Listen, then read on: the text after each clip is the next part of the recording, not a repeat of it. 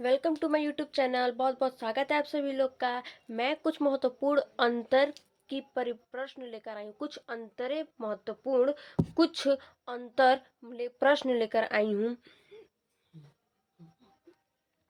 बहुत बहुत important question है क्लास 10th के लिए, यूपी बोर्ड में। यूपी बोर्ड के लिए पर्सनल एकदम कंपलसरी है, ये एग्जाम में आए हुए क्वेश्चंस है। इसको एक बार जरूर से देखें, बहुत बहुत इंपॉर्टेंट क्वेश्चन है। तो पहला क्वेश्चन है अंतर में, देखिए। पहला क्वेश्चन है वायवीय तथा अवायवीय श्वसन में अंतर, मतलब वायवीय और अवायवीय में अंतर बताना है। तो पहले देखिए, इसमें अंतर देखते हैं। वायवीय श्वसन, वायवीय श्वसन में है, वायवीय श्वसन ऑक्सीजन की उपस्थिति में होता है तथा इसमें ऑक्सीजन उपभोक्त हो जाती है। जैसे इसमें श्वसन की उपस्थित होती है और इसमें उपभोक्त ऑक्सीजन हो जाती है। अवायवीय में क्या है? अवायवीय श्वसन है, अवायवीय श्वसन ऑक्सीजन की अनुपस्थिति में होता है। जैसे कि वायवीय श्वसन में है कि इसमें उपस्थित होता है और अवायवीय में होता है अनुपस्थित होता है। पहला ही पॉइंट है। दूसरा है इसमें ग्लूकोज का पूर्ण विखंडन होता है। वायवीय श्वसन में होता है, ग्लूकोज का विखंडन होता है और इसमें ग्लूकोज का विखंडन नहीं होता है। तीसरा है, इसमें CO2 जैसे कार्बन डाइऑक्साइड गैस तथा जल अंतिम उत्पाद होते हैं, मतलब अंतिम उत्पाद मतलब लास्ट उत्पाद होते हैं। और इस अवायवीय श्वसन में है, इसमें एथेनॉल तथा लैक्टिक अम्ल अंतिम उत्पाद। जैसे इसमें ना कार्बन डाइऑक्साइड और जल अंतिम उत्पाद में होते हैं, और अवायवीय श्वसन में होते हैं, इसमें एथेनॉल और लैक्टिक अम्ल अंतिम उत्पाद में होते हैं। चौथा है, इसमें उच्च मात्रा में ऊर्जा उत्पन्न, जैसे इसमें उच्च जैसे अधिक मात्रा में ऊर्जा उत्पन्न होती है। अवायवीय श्वसन में इसमें कम मात्रा में ऊर्जा उत्पन्न होती है। जैसे अवायवीय में ऊर्जा उत्पन्न कम होती है और वायवीय श्वसन में ऊर्जा उत्पन्न अधिक होती है। पांचवा पॉइंट है, यह माइटोकॉन्ड्रिया तथा साइटोप्लाज्म में होता है। ये जैसे माइटोकॉन्ड्रिया और साइटोप्लाज्म में होता है वायवीय प्रश्न आना। यह केवल साइटोप्लाज्म में होता है। जैसे अवायवीय है, ये बस साइटोप्लाज्म में होता है, और वायवीय श्वसन है माइटोकॉन्ड्रिया और साइटोप्लाज्म में होता है। दूसरा प्रश्न देखते हैं। दूसरा प्रश्न है, श्वसन तथा दहन में अंतर बताइए। दूसरा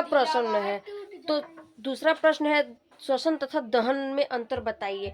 श्वसन में है पहला, यह जैविक नियंत्रण में होने वाली विशेष ऑक्सीकरण क्रिया है। जैसे जैविक में नियंत्रण होने वाली विशेष ऑक्सीकरण क्रिया है, और दहन में है अनियंत्रित ऑक्सीकरण की क्रिया है। इसमें जैविक नियंत्रित ऑक्सीजन की क्रिया है, और श्वसन में और दहन में अनियंत्रित ऑक्सीजन की क्रिया है। यही फर्क है। दूसरा पॉइंट देखते हैं। दूसरा पॉइंट क्या बोल रहा है? इसमें अधिकांश विमोचित ऊर्जा को धीरे धीरे विशेष पदार्थ एडेनोसिन डाइफास्फेट ADP में अनुबंधित किया जाता है। जैसे इसमें श्वसन में है कि धीरे धीरे ऊर्जा और प्राप्त पदार्थ को क्या करते हैं, विशेष तरीके से क्या करते हैं, अनुबंधित करते हैं। डाइफास्फेट को भी अनुबंधित करते हैं ADP में। दहन में है, इसमें संपूर्ण निर्मुक्त ऊर्जा प्रकाश लाइट एवं उष्मा में परिणत होकर एक ही चरण में विकृत हो जाती है। जैसे इसमें लाइट प्रकाश से, और उष्मा क्या बोलते हैं, हीट मीन्स गर्म, तो लाइट में और उष्मा में क्या बोलते हैं इसको, परिणत होकर एक ही चरण में विकृत हो जाती है। जैसे एक ही में विकृत हो जाती है। तीसरा पॉइंट है तीसरा पॉइंट है, यह क्रिया सामान्य ताप कितना 25 या 45 डिग्री सेल्सियस पर होती है। श्वसन में 45 या 25 डिग्री के सेल्सियस पर ताप होती है, और दहन में यह क्रिया उच्च ताप पर होती है, जैसे बराबर के ताप उच्च ताप की होती है। चौथा है, यह क्रिया एंजाइम्स की सहायता से होती है, जैसे इसमें एंजाइम्स की सहायता से श्वसन होती है, और इसमें आवश्यकता नहीं होती। दहन में एंजाइम्स की आवश्यकता नहीं होती है, बस श्वसन में एंजाइम की आवश्यकता होती है। आइए देखते हैं अगला प्रश्न। अगला प्रश्न है, सजीव तथा निर्जीव में अंतर स्पष्ट कीजिए। तो सजीव और निर्जीव में देखते हैं। सजीव में है पहला पॉइंट, सजीव का शारीरिक आकार बदलता है, जैसे इसका शारीरिक मतलब इसका आकार बदलते रहता है। और निर्जीव में क्या है, निर्जीव के आकार में कोई परिवर्तन नहीं, जैसे निर्जीव में एक स्थायी होती है, इसमें कोई परिवर्तन नहीं होता है, बस सजीव में क्या होता है, आकार बदलता रहता है। दूसरा है पॉइंट, सजीवों में प्रजनन क्षमता होती है और निर्जीव में प्रजनन क्षमता नहीं होती है। सजीव में प्रजनन क्षमता होती है और निर्जीव में प्रजनन क्षमता नहीं होती है। तीसरा पॉइंट है, सजीवों में भोजन तथा ऑक्सीजन की आवश्यकता होती है। सही बात है, सजीव जो लोग होते हैं उसको, जैसे मनुष्य हो गया, ये जानवर हो गया, इसमें सजीवों में क्या होती है, भोजन की आवश्यकता होती है, ऑक्सीजन की आवश्यकता होती है, और निर्जीव में नहीं होती है। जैसे एग्जाम्पल में ले लीजिए, कोई टेबल चेयर ये सब हो गया, तो ये क्या हुआ, ये सब निर्जीव हुआ। तो निर्जीव में भोजन तथा ऑक्सीजन की आवश्यकता नहीं होती है, बस सजीवों में जो जीवित रहे, सजीव में जो जीवित रहे उसको ऑक्सीजन और भोजन की आवश्यकता होती है, और जो निर्जीव रहे, मृत्यु की, उसको भोजन और ऑक्सीजन की आवश्यकता नहीं होती है। चौथा पॉइंट है, सजीव कोशिका से बने होते हैं। सही बात है, ये सजीव कोशिकाई से बना हुआ है और निर्जीव कोशिका से नहीं बनते हैं। सजीव बस कोशिका से बनते हैं, और निर्जीव कोशिका को इंग्लिश में क्या बोलते हैं, सेल्स, और निर्जीव कोशिका से नहीं बना है। आइए देखते हैं अगला प्रश्न। अगला प्रश्न है, रुधिर और लसिका में अंतर स्पष्ट कीजिए।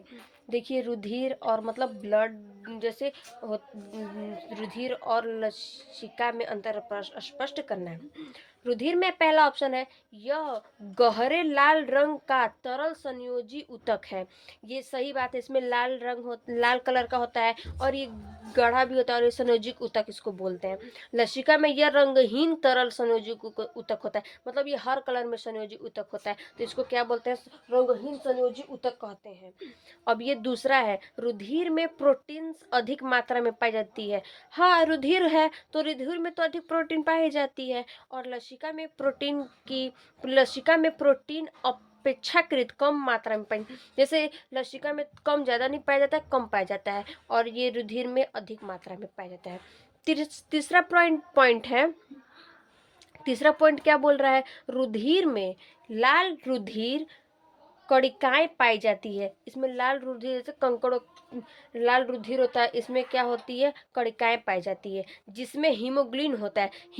हाँ सही है, हीमोग्लोबिन होता है इसमें। रुधिर में हीमोग्लोबिन भी पाई जाती है और लाल रुधिर भी होता है। और ये लसिका में क्या होता है, लसिका में लाल रुधिर कणिकाएं नहीं पाई जाती है, इसमें लाल रुधिर कणिकाएं नहीं पाई जाती है, और रुधिर में हीमोग्लोबिन पाई जाती है, और लाल रुधिर भी पाई जाती है।